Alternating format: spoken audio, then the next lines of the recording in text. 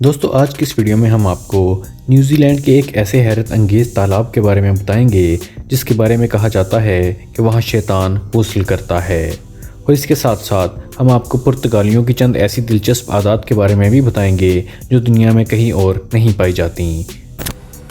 New Zealand کے علاقے وائوٹاپو میں دلچسپ قدرتی عجائبات کی کمی نہیں ہے، لیکن یہاں کا سب سے پرکشش مقام حیرت انگیز طور پر سبز رنگ کے پانی پر مشتمل ایک ایسا تالاب ہے جسے ڈیولز باتھ کہا جاتا ہے۔ آج تاؤپو آتشفشاں زون نیوزی لینڈ کا سب سے متنوع اور شاندار جیو تھرمل علاقہ ہے۔ یہ مقام 2,30,000 سال پہلے بڑے پیمانے پر آتشفشاں کے پھٹنے کے دوران وجود میں آیا تھا۔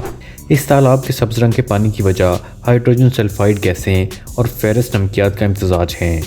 سبز رنگ کی شدت کا انحصار اس پر پڑنے والی سورج کی کرنوں اور پانی میں پائے جانے والے معدنیات کی مقدار پر بھی ہوتا ہے، لیکن کوئی لمحہ ایسا نہیں ہوتا کہ جس وقت اس تالاب کا پانی عجیب نہ لگے۔ تاہم اس پانی سے ناگوار بو اٹھتی ہے جسے آدھے گٹر اور آدھے خراب انڈے کی بو قرار دیا جاتا ہے۔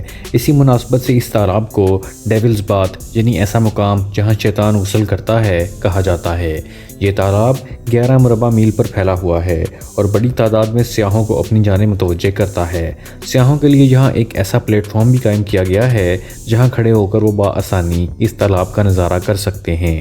اس زاویے کے علاوہ جس پر سورج کی کرنیں پانی سے ٹکراتی ہیں، دوسری چیزیں جو اس عجیب و غریب تالاب کی رنگت کو متاثر کرتی ہیں وہ ہے پانی میں آئرن کی موجودگی جو پانی کو شدید سبز رنگ دیتی ہے، اور گندک کی موجودگی جو اسے ہلکا سبز رنگ دیتی ہے۔ تاہم یہ تالاب تیراکی کے لیے نہیں ہے کیونکہ اس پانی میں پائی جانے والی تیزابیت کسی بھی شخص کی جلد کو بآسانی نقصان پہنچا سکتی ہے۔ پرتگال یورپ کا ایک قدیم ترین ملک ہے جہاں کا نام سنتے ہی خوبصورت پرانی عمارتیں اور سمندر ذہن میں آ جاتا ہے، لیکن اس سب کے علاوہ پرتگال میں بسنے والوں کی کچھ ایسی انوکھی عادتیں بھی ہیں جو شاید ہی دنیا میں کسی اور ملک میں پائی جاتی ہوں۔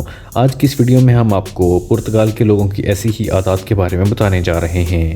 پرتگال کے شہری رات کا کھانا 8 بجے کے بعد کھانا پسند کرتے ہیں کیونکہ انہیں رات کو دیر سے ہی کھانا پسند ہے۔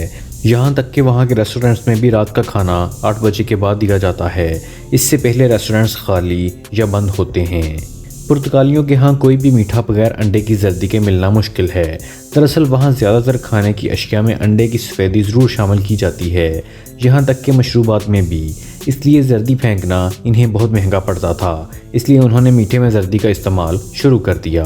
باقی یورپ میں بھلے چلتے پھرتے کھانا عام بات ہو، لیکن قدیم رسم و رواج کے پابند پرتگالیوں کے لیے یہ بد تہذیبی کی علامت ہے۔ وہ کھانا کھانے کو بہت مقدس عمل سمجھتے ہیں اور چلتے پھرتے کسی غیر ملکی کو کھاتے دیکھ کر اسے بدتمیزی میں شمار کرتے ہیں۔ کرسمس سے پہلے کی شام پرتگالی اتنے زیادہ کیلے کھاتے ہیں کہ اگر کوئی غیر ملکی سیاح وہاں چلا جائے تو بہت ممکن ہے کہ وہ کیلے کے چھلکے پر پھسل جائے گا، کیونکہ پوری سڑک پر چھلکے ہی چھلکے نظر آتے ہیں۔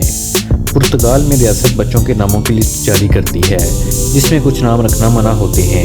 اگر ماں باپ کا رکھا نام ریاست کی حد سے تجاوز کرتا ہے تو ریاست انہیں خبردار کرتی ہے۔ اسی طرح اگر جنس کی مناسبت سے نام صحیح نہ رکھا جائے تو بھی ریاست خبردار کرتی ہے۔